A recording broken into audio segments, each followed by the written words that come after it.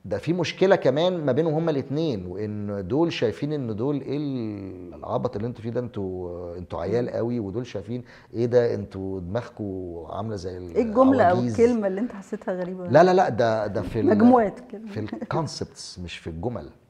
ده في كونسبتس نفسها مختلفه. فاهمه؟ مثلا الصحوبيه بين الولد والبنت اللي مش عارف ايه، يعني ليهم بقى حاجات كده.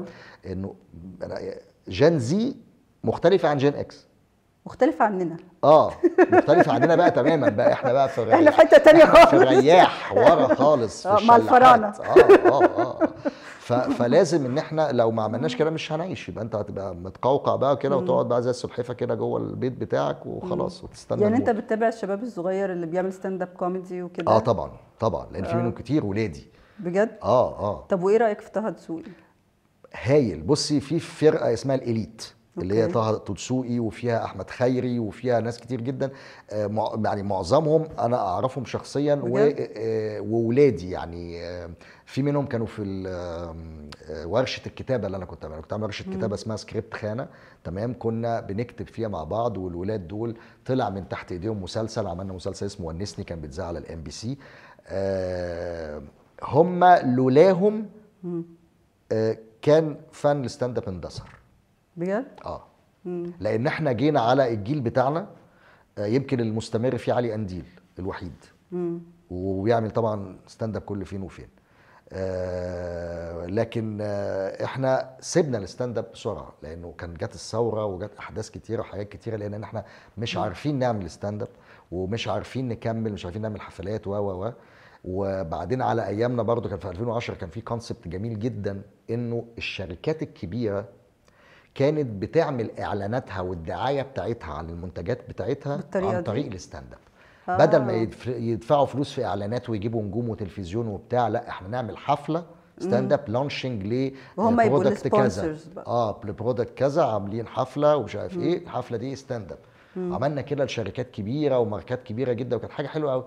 للاسف بعد بقى الثوره وبعد حاجات كتيره الكونسبت ده اختفى.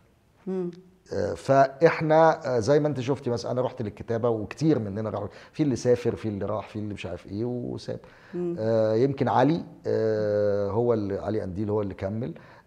ومن بعدنا بقى ابتدى جم الولاد بقى، الجيل التاني ابتدى يكمل تاني. لو ما كانوش كملوا كان الفن ده راح. اوكي. انت مجرد ظهورك كده على الشاشه يا تامر بيخلي الناس تبقى مبسوطه. الله يبارك لك. والله دي حاجه عظيمه والله جدا. الواحد مش محتاج اكتر من كده بس كتر خير الدنيا.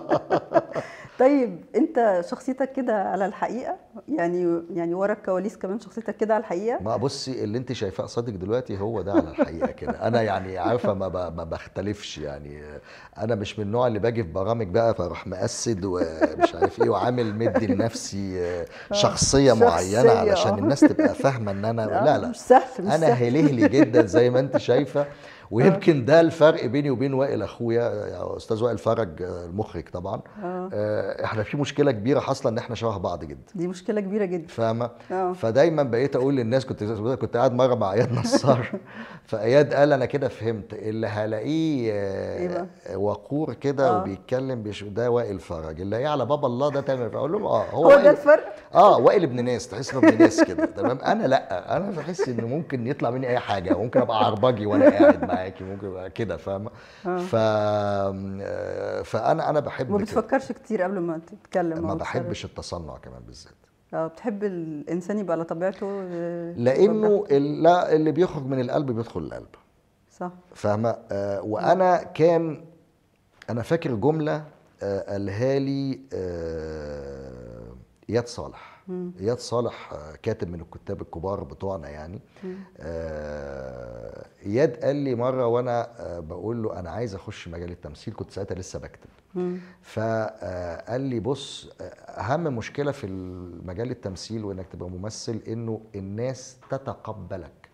انت ممكن تكون بتمثل كويس قوي، ممكن تكون هايل، ممكن يكون وشك حلو وفوتوجينيك، بس وممكن يكون دمك خفيف، بس الناس مش شايفه ده، شايفه مش دمك متقبلاك. مش متقبلاك. ايوه تمام.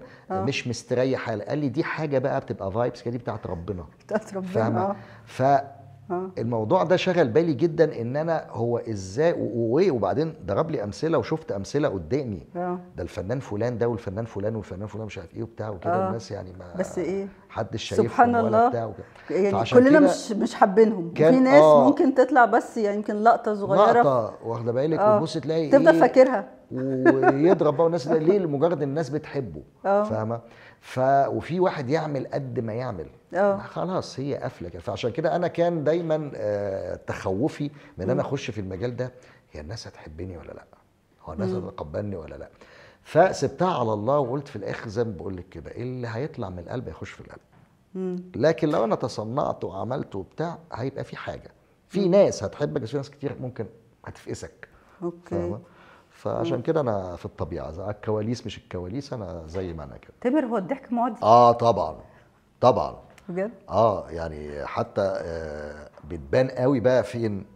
لو في مثلا افيه او حاجه بتضحك الناس هتضحك، لكن في حاجه اسمها الافيه السمارت الذكي اللي هو مش بتفهميه بسهوله، ده اللي بيبين لك قوي بقى ان الضحك معدي. لان دايما تلاقي ايه قايله الافيه الذكي ده، فتلاقي فيه ضحكه في الاخر الصف في المسرح وبترجع تطلع لقدام عقبال ما بتترجم. فاهم؟ عقبال ما بتبتدي تترجم الافيه ايه، لانه افيه ذكي.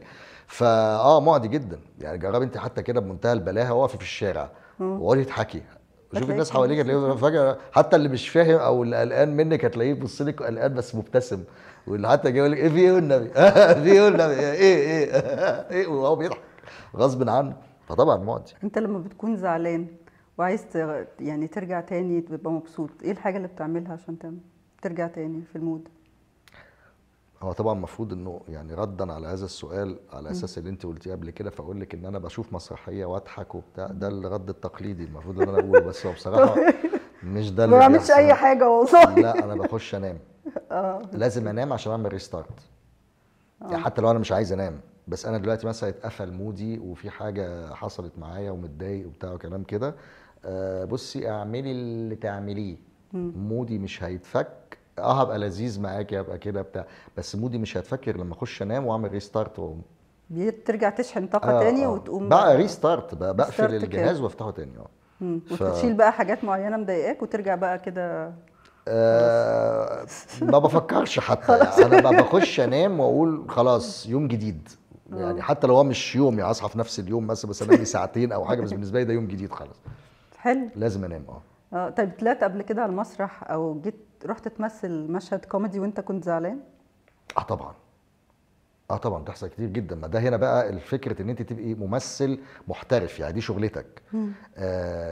لازم لازم لازم تعرف ازاي ان انت تعمل فاصل ما بين مشاعرك الحقيقيه ودخولك في الشخصيه الجديده دي او الشخصيه اللي قدامك. دي شخصيه تانية، ده مش انت. دي شخصيه ليها مشاعرها ليها حاجاتها ليها بتاع. فانت زعلان دلوقتي مش مشكله، هو فرحان لازم تبقى فرحان. فاهمه؟ فلازم تعرف تعمل الفصله دي جدا علشان تبقى ممثل كويس. انا مثلا والدي لما توفى انا دفنته وخدنا العزاء، عملنا العزاء وخلصت العزاء مثلا الساعه 11:30. رحت صورت في طلعت روحي، كان مسلسل طلعت روحي. فكنت بعمل بكير الحلواني اللي هو الشخصيه اللي الناس حبتها جدا دي.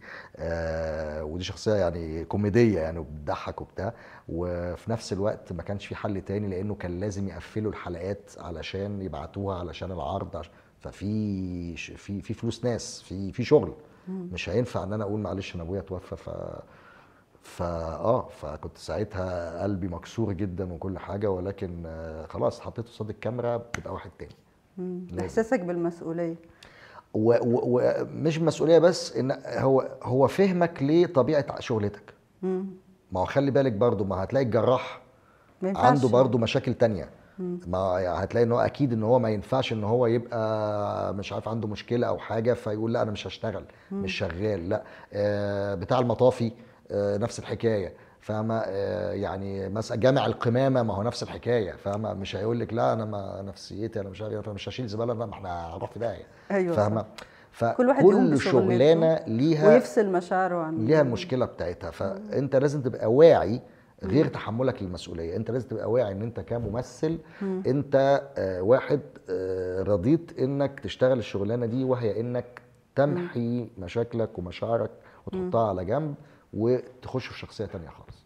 تامر، قولي لي السعاده بالنسبه لك ايه؟ حاجه بسيطه. انا السعاده بالنسبه لي ان انا الاقي الست الطاهره دي مراتي واولادي وكلابي حواليا مبسوطين.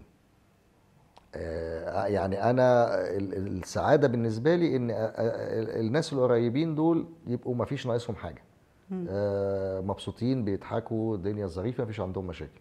انا كده ابقى زي الفل. يعني السعاده عندك في الحاجات البسيطه جدا ومش في الماديات. الناس تبقى يعني اللي حواليا دول يكونوا بيضحكوا مبسوطين، بس مبسوطين. ومفيش اي حاجه مفيش مضايقاهم. انا ما عنديش مثلا سعاده في الفلوس ولا هي فيها سعاده طبعا، مش هيضحك على بعض ماشي يعني بس ماشي. بس لا يعني انا مثلا واحد من الناس انه تتبسط باقل حاجات يعني. وعمري مثلا ما تمنيت ان يبقى عندي 500 مليون دولار. اعمل بيهم ايه؟ هحطهم فين؟ اعمل بيهم؟ انا مش متخيل الناس اللي عندها المبالغ دي بجد يعني. يعني هو هاخد مليون دولار واحد كفايه بالنسبه لي انا تمام. انا هعمل بيه حاجات معينه انا انا عارفها. انا قنوع فاهم كده. مليون دولار لوحده حلوين جدا فاهم. ما عنديش انه يعني السعاده تبقى في ماديات او تبقى حاجه. لا انا السعاده عندي في مشاعر احسن اكتر يعني. ناحيه المشاعر وناحيه ان انا مثلا اكلت قطه او كلب وبتاع ولقيتهم قد ايه مبسوطين وهيتجننوا وعمالين يحبوني ويبحثوا فيا بتاع، انا الكلام ده انا كده يضحكوا ويلعبوا كده. ان انت مثلا في حد شافني في الشارع وقال لي ربنا يجازيك خير او بتاع او حاجه بتاع ومبسوط ومبسط.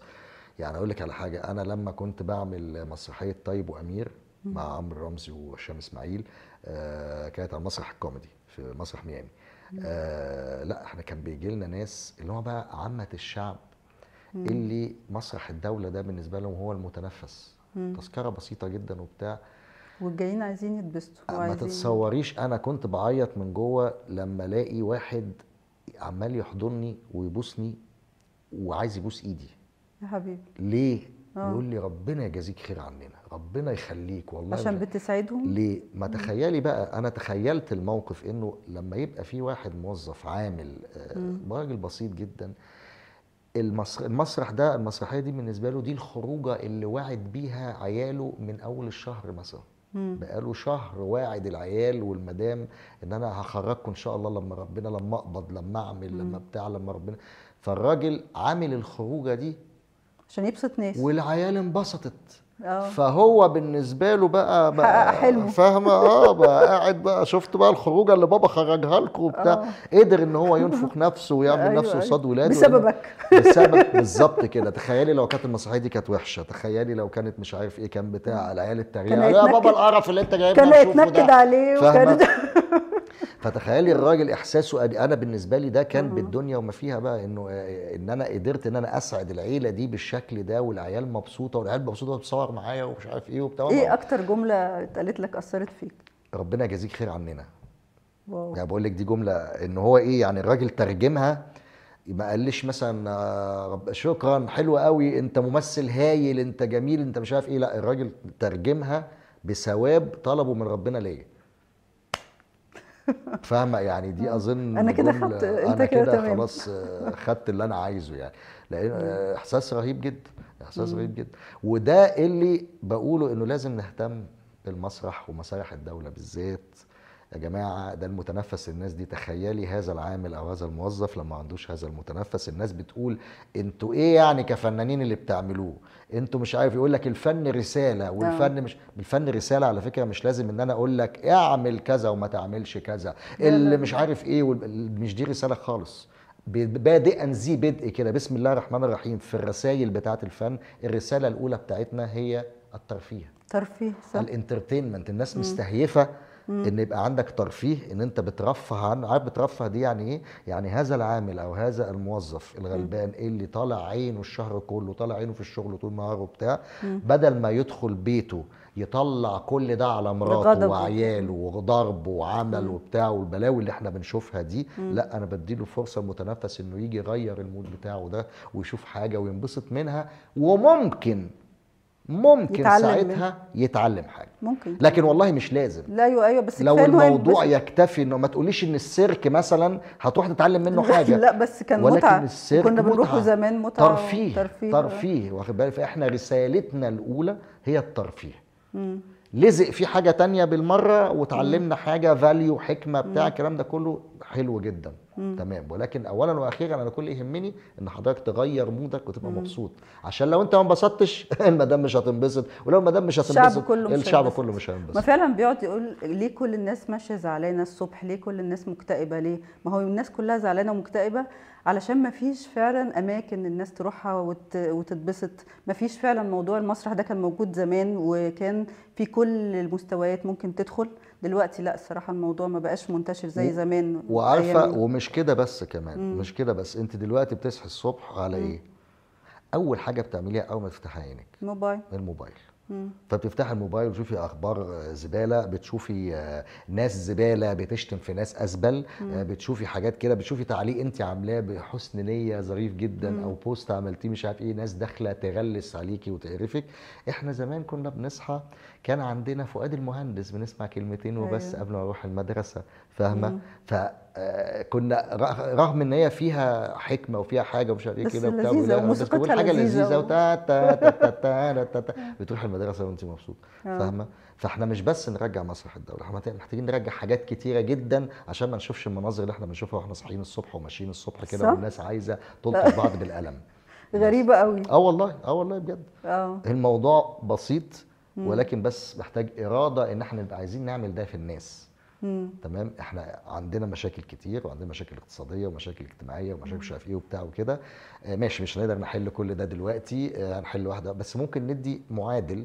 تمام، انه نخلي الناس او دي نسلط الضوء شويه على الحته الكوميدي دي عشان امل، الناس عندنا شويه امل بقى، شويه اكسجين حتى يتنفسوا فيها. يتنفسوا بس شويه، يتنفسوا يضحكوا بس. بالظبط، لو ضحكوا كل حاجه هتبقى حلوه. انت متخيله لو انت خبطتي واحد بالعربيه، خبطتوا بعض ومش عارف ايه، وعربيتك اتدمرت وعربيته اتدمرت، ونزلتوا مش عارف ايه، هتشتموا في بعض، هتعملوا في بعض، بعدين افتكرتي نكته ولا حاجه فقعدتي تضحكي، هو مش بتضحكي قاعد يضحك، الموضوع هيخلص ازاي؟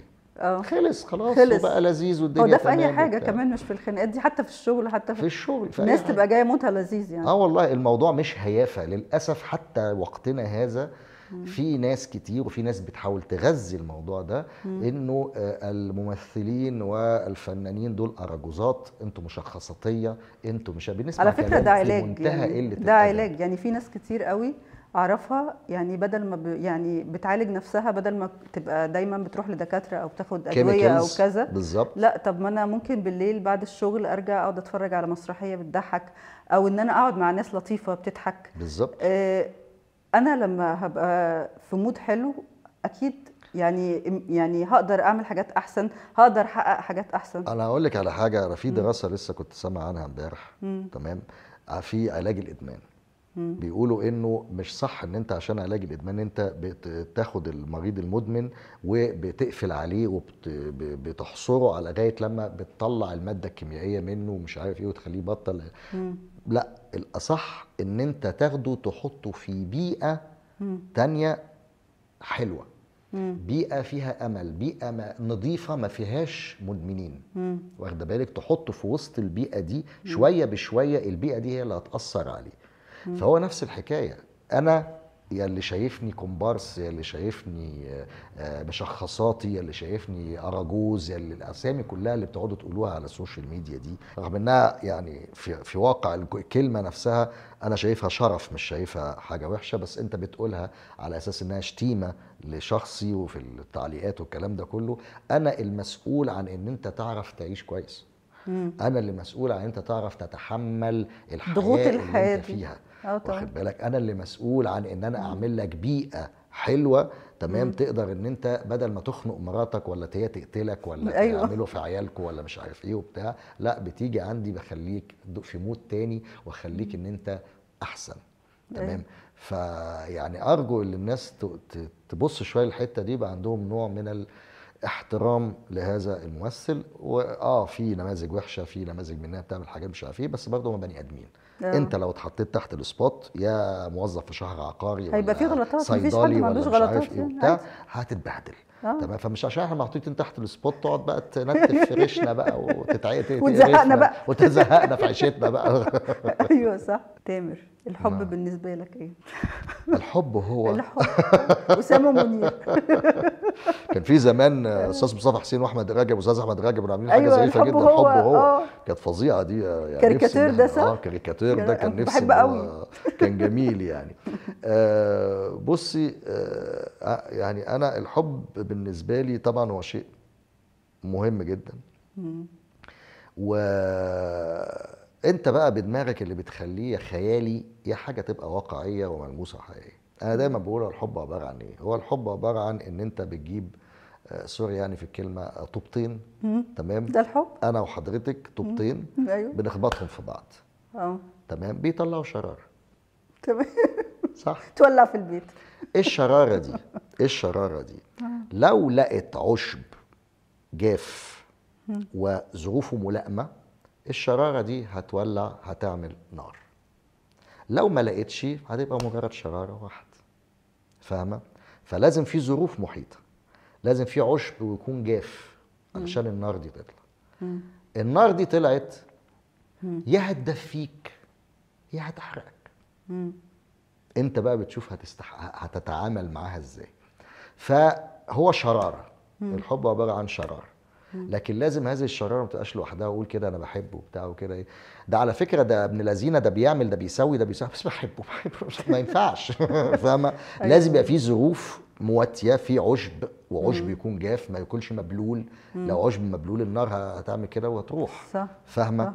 فلازم يبقى في مقومات اخرى تخلي هذا الحب حقيقي ويخليه حاجه ملموسه نقدر ان احنا نستفيد بيها. لو ما استفدتش بيها خلي بالك انها ممكن ان انت تاذيك. يعني ممكن الموضوع يبقى اذيه كمان. فاهمه؟ انه بعد ما لقيت مقوماته بتاع كل حاجه بس الموضوع ما ينفعش، فنفضل بقى قافشين في بعض، ونفضل انا شد في شعرك وانت تضربيني نموت بعض بالبوكس ونموت بعض وبتاع وكده. فهو ده تحليلي للموضوع. يبقى نعرف ازاي نقوم النار دي ونستفيد منها تبقى حاجه تدفينا ما تحرقناش. طب ايه الصفات اللي هي بتكون في الست اللي هي تخلي الراجل يقدر يكمل معاها وما يسيبهاش؟ بصي، انا ضد التعميم.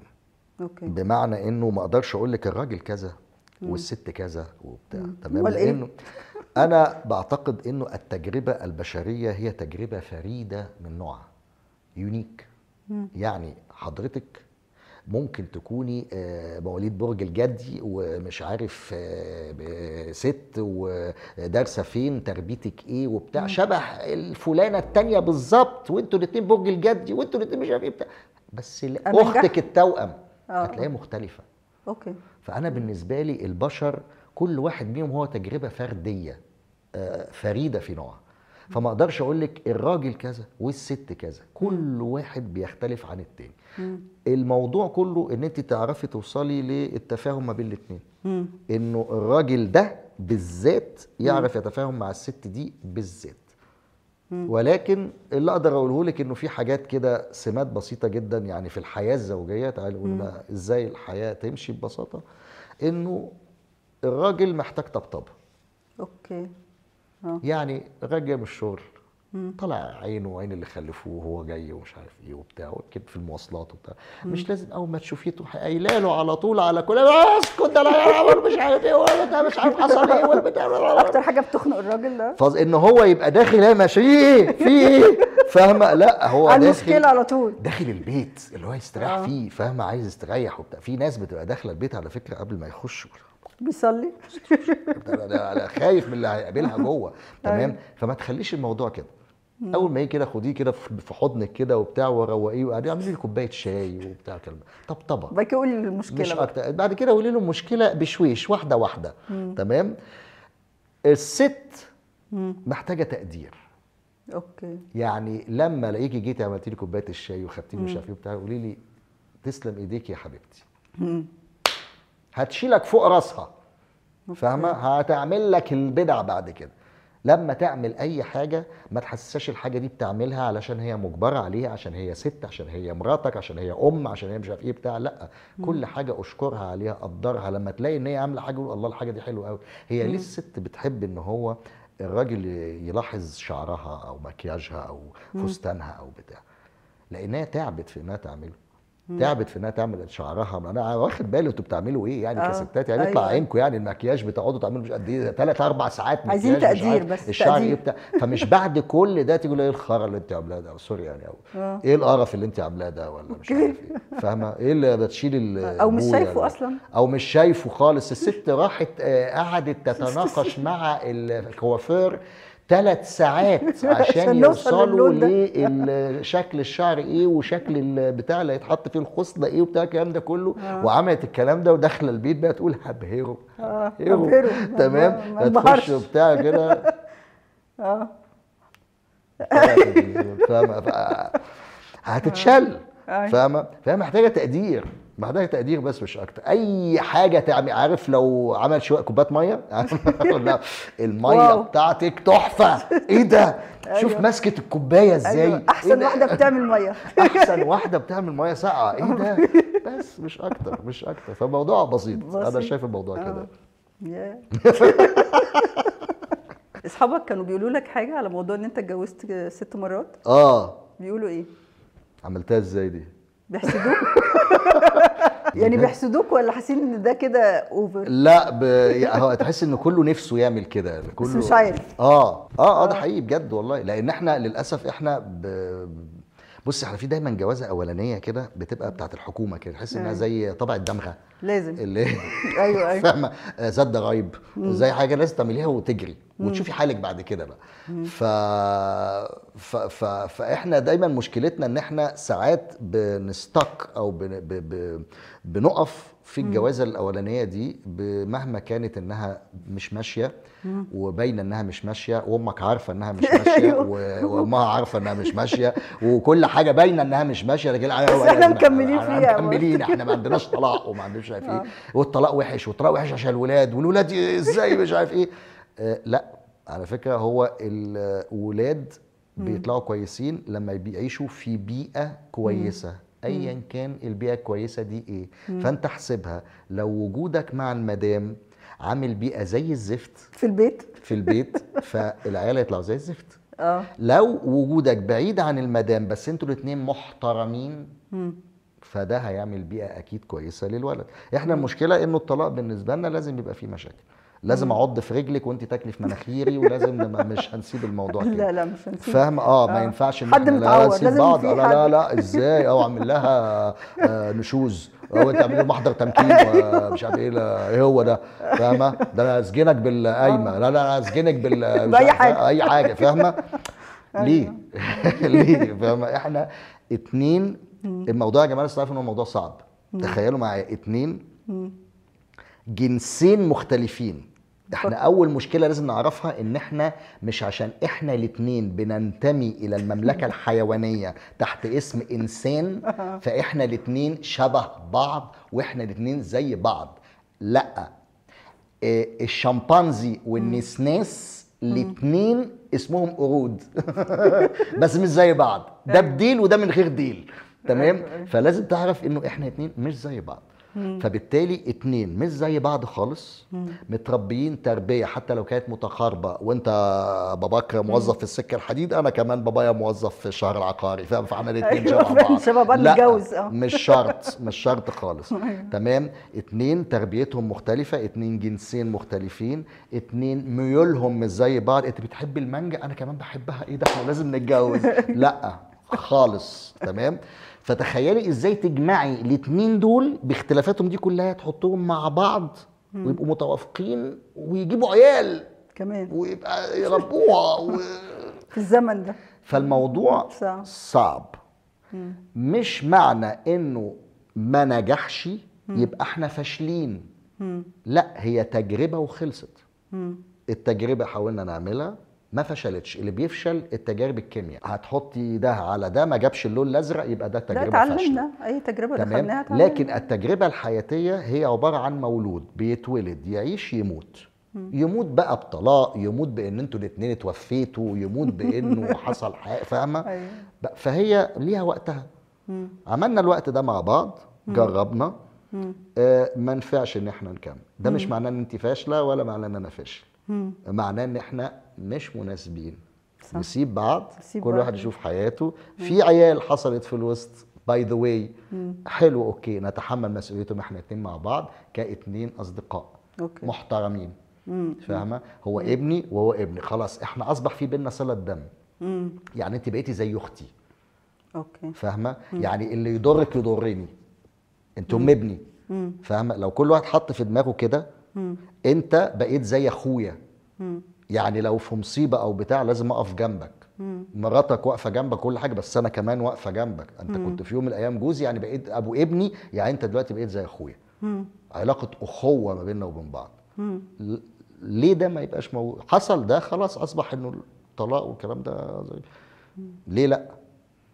فعشان كده اصدقاء كتير كانوا يشوفوا انت جوز 6 مرات ازاي ولا جبت منين وقت لكل ده؟ ايوه لان انا ما بقعدش ساجن نفسي في علاقه مش نافعه. العلاقه ما نفعتش خلاص حلو جدا، يلا نبعد ونبقى اصحاب نبقى اصدقاء بس. وقد كان يعني. لا طيب صح، لا طريقه تفكير صح جدا. ربنا يعني. يبارك لك يا انا مبسوطه جدا. انت طيب ولا شرير؟ ما اقدرش اقول لك انه اولا صعب الواحد يتحدث عن نفسه يعني. لا اكيد عارف، اكيد عارف. طيب كل انسان مننا في الجزء الطيب بس اكيد والجزء في جزء الشرير. كده وفي جزء كده لكن من الغالب ازعم انه الغالب عندي الجزء الطيب. طيب يعني انت ايه الاسهل لو انت تعمله، ان انت تطلع طيب وكوميدي ولا شرير؟ لا لو السؤال كده يبقى عيب، يبقى عيب قوي قوي قوي انه يبقى في ممثل بينتظر انه يشوف هو اللي عنده ايه او قريب منه ويقدمه، لانه المفروض انك كممثل تعرف وتتعلم انه انت بتفصل نفسك تماما عن الشخصيه اللي بتقدمها. ممكن انت تبقى طيب جدا في الحقيقه زي استاذ كمال ابو ريا مثلا وبيطلع طيب في طيب دايما وبيطلع طيب ما بيطلعش شرير. طيب ماشي حاجه غريبه جدا. طب ما انت طيب وبتطلع طيب برضه. فانت انت ممكن تبقى طيب وكل حاجه لكن لازم تطلع شرير، وحتى لو انت شرير تعرف ازاي تعمل طيب، ولازم تعرف ان انت يعني يمكن ده اللي انا بركز عليه في الورشه لما باجي مثلا اعمل ورشه تمثيل او كده، انه انا الورشه عندي مش تعليم، انا مش هعلمك ازاي تمثل، انا بوصلك لدرجه من الدرجات لازم انت تبقى فاهم الاول او اتدربت قبل كده عارف التمثيل، فانا بوصلك لدرجه اسمها التقمص. التقمص اللي هو ايه؟ انت كراجل ممثل عندك ادوات، الصوت، الحركه، التعبيرات، المش عارف ايه، المشيه، الطريقه، ادواتك دي بتسلفها لشخصيه حسين عشان يبقى من لحم ودم ويبقى طالع في المسلسل. طيب بعد كده جات لك شخصيه احمد، هتسلفها نفس الادوات بتاعتك، هيبقى احمد شبه حسين. فيبقى اذا نعمل ايه؟ لا احنا بنفصل الادوات بتاعتك دي خالص، بنفصل نفسك دي خالص عن الشخصيات اللي بتعملها، وبتبتدي تطلع اشكال جديده، يبقى ليك ضحكه معينه لحسين، ليه طريقه مشيه معينه، ليه مش عارف ايه، ليه احساسه بالحاجه بطريقه معينه. ممكن ده على فكره يبقى شرير، ممكن ده يبقى شرير مثلا، بس الشر بتاع ده ما بيطلعش بنفس الطريقه بتاع الشر بتاع ده. بترسم لكل واحد تحليل لشخصيته على اساس بقى حاجه بنسميها بورتفوليو او الهيستوري بتاعه. تمام؟ اللي مثلا ابوه ومامته ابوه وامه كانوا مع بعض ولا كانوا منفصلين، لما انفصلوا كان كويس ولا ما كانوش وحش. بس انا سمعت ان انت بتعمل دور شرير دلوقتي على مسرح. على المسرح بعمل مسرحيه يوم ان قتلوا الغناء، تاليف محمود جمال الحديني واخراج مايكل نصحي، وعامل فيها دور الحاكم سيلبا وهو الحاكم الشرير في الموضوع. واحد بيقتل، هو اللي قتل الغناء اصلا، قتل هو اللي قتل الغناء. ما خلاش فيه غناء وبتاع، بس هو شرير لطيف يعني في نوع من الشر كده اللي انت يعني تضحكي عليه تنبسطي منه يعني. في شر بيبسط يعني ازاي؟ زي استاذ عادل ادهم كده زي تحب تتفرج عليه. شر تحب تتفرج عليه، تحب تتفرج عليه، ده تستمتع بيه. تقول يا ابن اللذين ايه اللي انت بتعمله ده، يخرب بيتك ازاي قمر ده حلو ده الشر ده. عارفه نفس الفكره كده. نفس الفكره كده. انت شريره بقى ولا طيبه؟ ساعات وساعات. ساعات شريره وساعات طيبه، على حسب. لو اللي قدامي طيب هكون طيبه. بس لو اللي قدامي الشرير يعني هحاول اعمله زي ما هو. دي معضله على فكره في التعامل ما بين البشر. دايما يقول لك ايه، هل ان انا اعامل اللي قدامي بالطريقه اللي هو بيعاملني بيها، ولا اتعامل باصلي وبطريقتي انا ومش عارف ايه وبتاع، علشان ما يبقاش ان هو هزمني، ما يبقاش ان هو لما عملته بطريقته اصبحت انا نزلت من نفسي الى مستوى. يعني هو اصلا انا برج العقرب، فبرج العقرب ده بيلو ده على طول، يعني عادي بيبقى طيب وهادي وبيحب اللي قدامه وكل حاجه جميله، بابا بس الله لما يعني بابا كان عليه لبه لما حد بيزعله وبيضايقه يعني بيحس ان هو لازم يردها له، يعني احساس يعني بيبقى داخلي نابع من جوه. ما انا بقول لك هو على يعني على حسب الشرير اللي قدامك، يعني انت فعلا في شرير قدامك تقولي ايه لا انا مش هخليك تتحكم فيا وتنزلني لمستواك ان انا اتعامل بالطريقه اللي انت تستاهلها. ماشي، ده الشرير انا البسيط. هتعامل في شرير تاني لا ده انا هنزل لك وانزل للي خلفوك. ايوه فاهمه انت ازاي؟ واطلع تاني هنزل لك البك واطلع تاني. ده الشرير اللي بنزل له. لكن الشرير المتوسط الشر ده عادي، ده عادي. ده يقول لك بس ساعتها اعمل فيها ان انا محترم قوي واقول لك انا مش هنزل لمستواك. لا ما يشغلنيش اصلا، ما افكرش فيه يعني. الراجل الشرير البسيط ده عادي يعني، اعمل اللي انت عايزه، انا كده كده مش فارق لي. شرير كده ضحل كده شرير وسطي. انت برج ايه؟ انا العذراء، برج العذراء. اوكي. ده بيحب ينتقم ولا عادي؟ ما اعرفش كبرج، بس انا كتامر لا ما بحبش انتقم. ماليش تتسامح يعني؟ ولا تسامح ولا يعني، بتسامح ولا برمي ورا ظهري، فاهمه؟ ما بتفرقش معايا قوي يعني، ما بتفرقش معايا قوي. طيب اخر سؤال، قولي لي ايه حلمك يا تامر؟ انا احلامي برضو بتبقى بسيطه قوي، يعني بتتمحور كلها في انه احافظ على السعاده اللي في الاسره الصغيره بتاعتي دي، يعني بحلم انه ده يستمر، لانه دوام الحال دايما من المحال. فاذا كان مثلا مراتي مبسوطه وبنتي وابني وكلابي وبتاع، حلمي انه ده يفضل مستمر لفتره طويله. يعني هو ده اللي انا بسعى ليه، يعني اي حاجه تانية بعملها فهو انا بعملها علشان نفضل سعداء، نفضل بخير، نفضل بصحه كويسه. مش عايز اكتر من كده. يعني كل الاحلام التانية ادوات لتحقيق الحلم، لتحقيق هذا الحلم، ان احنا في الاخر نبقى كويسين. يعني مثلا جبنا فيلا من الفيلل الجديده مثلا، أيوة. وهم ب 38 مليون مقدم. هم غليوا؟ مقدم، ده المقدم. لا 38 مليون مقدم وبتاع وكلام كده. طب الفيلا دي هتشيلني وتجري يعني انا مش عارف ادفع فيها كل ده ليه. فمثلا لو جبت فيلا من الفيلا دي فانا ببقى جايبها علشان الناس دي تفضل سعيده ومبسوطه ومش عارف ايه. فاهمه؟ حاجات غريبه قوي والله، احنا عايشين في زمن في مأساة.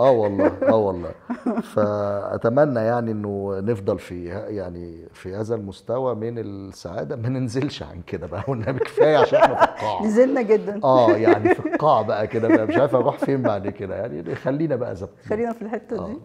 نورتنا يا تامر. ميرسي، ربنا يخليك والله جدا، وانا استمتعت يعني جدا باللقاء. وانا والله يعني احنا والله يعني الموضوع خلص بسرعه كده يعني. اديك عرفتي المكان ده، تعالي. لا انا هاجي على طول والله جدا. تسلمي لي، اشكرك.